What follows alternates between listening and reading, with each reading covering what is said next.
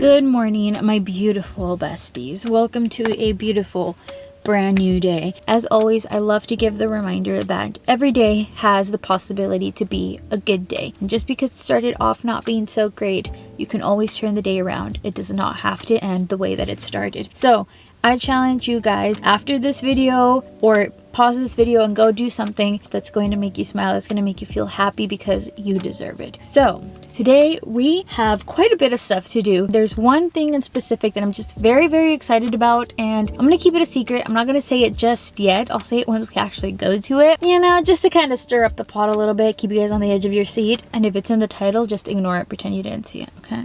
First things first is we're gonna go to Dunkin' Donuts because there's no Dunkin' Donuts out where we are. Why? I don't know. Since we're near one, I gotta go get some donuts. And then after that, we're gonna hit up a couple of Goodwills, only because I'm waiting until my dad gets off work. He's only working till 12, so I'm just kind of going to keep myself busy. However, it's currently 6:55 and most things don't really open until 8 around here. I might end up taking a nap, not gonna lie. So first stop was Target because one, your girl needed to go to the bathroom, and two, I need to pick up a couple of essential things, so I just got those. And now we are back. I always forget to take in my reusable bags, so I refuse to buy a plastic bag because I'm like, I have a bag in the car. I just always forget it. As I was walking out and carrying everything in my hand, especially like this one hand comparison, this is my hand. It's not that big. I just thought it was funny because I saw this TikTok that was like, women have been deprived of pockets for so long that their hands have adapted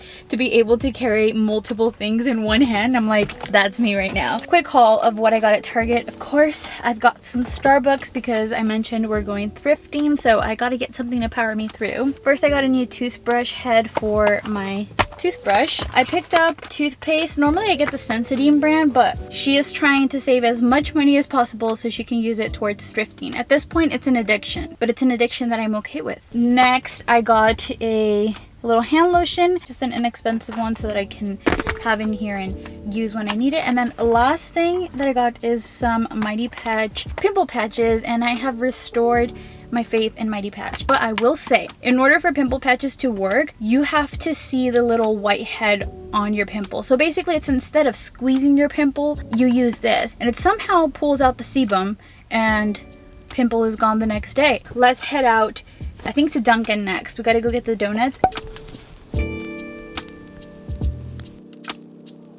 So I just got out of the first Goodwill and I honestly scored. I think I got some really good stuff. And then also they had a back to school sale, so everything was 25% off, which is even better. I got everything for $18. You guys already know, grandma style, senora style, I'm here for it. I've also recently been watching Sister and I love the fashion that Tia and Tamara have on the show. And I'm just very inspired off of that. So this is like the cutest blouse ever. I love the colors, like the green and the brown mixed together. And then the next thing I got is this sweater. Next, I got just a simple little long sleeve t-shirt, and I love this color. I don't know if this is gonna fit me. This is like the thing that I struggle with the most when it comes to thrifting is pants. I hope they fit, but look at this beautiful color. It's like a lime green color. Even cuter, they have this little butterfly on it. Oh my god, stop, that is too cute. It is time to go to Dunkin', and I'm actually at the Dunkin' parking lot. So we're gonna go pick up some donuts.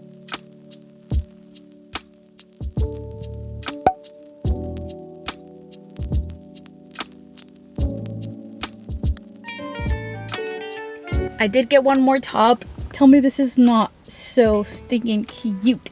I love it.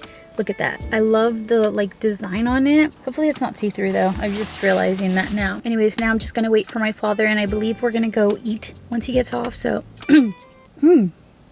don't know what happened there.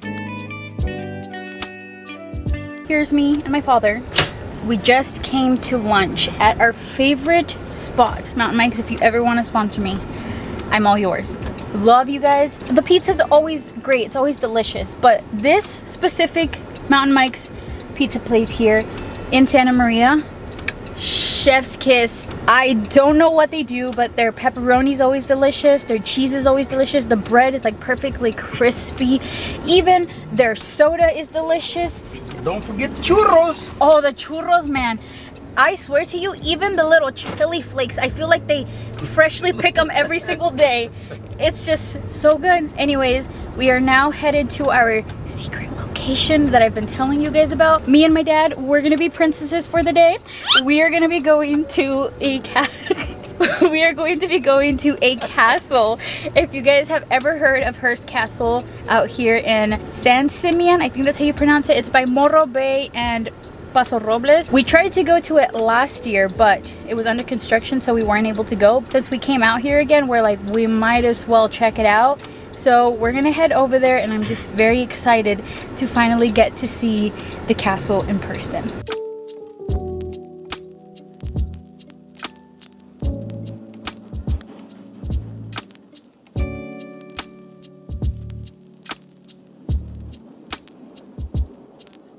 I have arrived.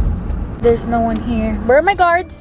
Where are my guards? Huh? So it looks like we have to park down here, and then apparently we're supposed to get on like a little train or a little bus or something, and it's gonna take us all the way up to the castle because it is like up in the mountains. So that's exciting. My carriage awaits. Well, hello, welcome to Crystal's lousy tour of the castle because she's a really bad blogger and forgot to talk. Anyways, we made our way into the visitor centers where we were completely lost and did not know where we needed to go, but we found our way and made our way over to the carriage, which ended up being a bus packed of commoners, which I'm totally not used to. I just needed to make my way up the castle, so I was like, okay, whatever, this is totally fine, I guess. So when you get to the castle, you park your car at the bottom of the mountain, and then you have to take a bus all the way up to the top to reach the castle. And you don't really think you're gonna have to go that high up, but you really do. Like, I'm telling you, we went up into that mountain. Like, that place is so secluded. You can see right there, it's like high up there. I think the bus ride itself was like a good 15 minutes, and we just kept going up and up. It did not stop. Once you arrive, you make your way over to meet up with your tour guide. And guys, if anyone plans to do this, make sure you take plenty of water, because I thought it was gonna be cold because of the elevation. It was hot. Hearst Castle, man, it was beautiful. If you ever get the chance to go, I would highly recommend it. You could definitely learn a lot more than I remember. So I'm not going to give you guys a full history of the castle, but I did want to talk about the architecture because there's some pretty neat facts about it. First of all, everything you are seeing here was designed by William Randolph Hearst, who was the visionary for this project, and it was all made possible because of Miss Julia Morgan. Yes, that's right. A woman who was an architect and engineer made all of this possible. Oh, I have to tell you guys here, this swimming pool, it is 1.2K to 1.4K just to dip your toes in there to go swimming. So if any of you have 1.4K, let me know. We can go swimming, get a little margarita and engraved towel, you know. Let me know. And I should add, it's only for 2 hours. So Mr. Hearst was a very, very wealthy man, grew up in a wealthy family, and so he had the privilege of getting to tour Europe with his mother when he was younger, and became so fascinated with all of the architecture out there and the art that he decided he wanted to create that here. So basically, to dumb it down, once he got older and was able to afford this, he ended up asking Julia Morgan to work on this project with him. And Julia had actually been an architect that had worked with his family for a couple of years, so he knew her and loved her work, so he wanted to work with her, and they ended up creating this beautiful castle. So here we're getting to walk into the room. There's different tours that you can pay for, and they'll take you to different levels. There are 4 stories in this castle. There are 115 rooms. You will notice there's a lot of art from all over the world. That is because Mr. Hearst was a huge art collector. He basically said, I want it, I got it. So it's all here. You might be asking yourself, this looks a lot like a church, and that's because Mr. Hearst actually did take a lot of inspiration from Catholic churches. The chairs right there along the wall, those are from a Catholic church. The front of the building looks like a church. There's a lot of like Gothic inspired architecture. You'll also notice there's a lot of symmetry. There's a lot of illusions within the rooms. So this room that we're walking into right now was actually the same length of height as it is wide, And it was insane because you walk in there and I mean, you can even see in the video, it just looks like it's so tall, but not as wide. But Julia Morgan did such a good job of tricking the eye into thinking it was taller than it is wide, but it is the same exact length. Also, I should add that Mr. Hearst was very influential in his time era because he ended up creating the nation's largest newspaper chain, which meant that he had a huge impact and influence on the media and journalism, and therefore he had a lot of famous friends. Like, I'm telling you, anyone that was famous in Hollywood at this time, if you were famous, if you were one of the big ones, you were friends with Mr. Hearst and you were hanging out here in his castle. And also, he paid for all of your travels. Man, I'm trying to have a friend like that. So, and now we are walking into one of his, I presume, game rooms. Again, we didn't get to tour every single room, so this is just one of the ones that we saw. Also, it was really hard to kind of just stop and vlog because with the tour, you're just moving. So that's why I didn't really talk as much in the videos, and well, I guess at all. And the videos are very shaky because of that. So it's not because I'm a bad YouTuber, it's just that the tour didn't let me. Okay. Here we are walking into the movie theater room, because what is a mansion without a movie theater room? This is a beautiful theater room. I thought this statue was beyond beautiful. I was obsessed with it, and the lighting, oh my god, stunning. Here we watch a like quick black and white, no audio movie, and then here is basically the end of the tour where she's telling us she's going to take us into the second pool, which has 2 million tiles, some of which are, guys, are you ready for this? 350,000 of them are gold. 22 to 24 karat gold leaf.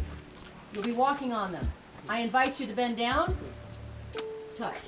And so I did. Now, look at this beautiful, oh my god, tell me that is not sunny. Can you imagine sunset there?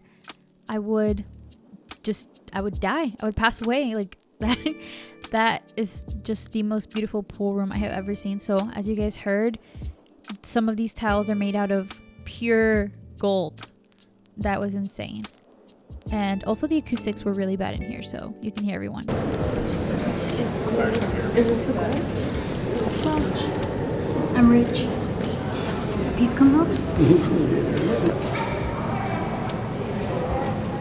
So you might be wondering, how are you able to tour this place? Does the family not own it? Do they not live in it? What's going on? So Mr. Hearst actually never finished the construction, or I guess building Hearst Castle. And after he passed away, the Hearst Corporation was like, we don't want anything to do with this. It's getting expensive. So they donated it to the state of California. And funny enough, the tour guide kept saying that the castle is owned by the California taxpayer. And I was like, you don't have to tell me twice. So we just finished the tour, and she said that this castle is owned by the California taxpayer. So, excuse me, I would like to sell my dad's percentage. Also, really random fact, there used to be a zoo up here, but since then all of the animals have either been sold or donated to other zoos. And there's actually some zebras that still fraternize out here with cows. So cowbras, zows, I don't know, man, but here we are getting our coin. What in the world? Dad, look, inflation.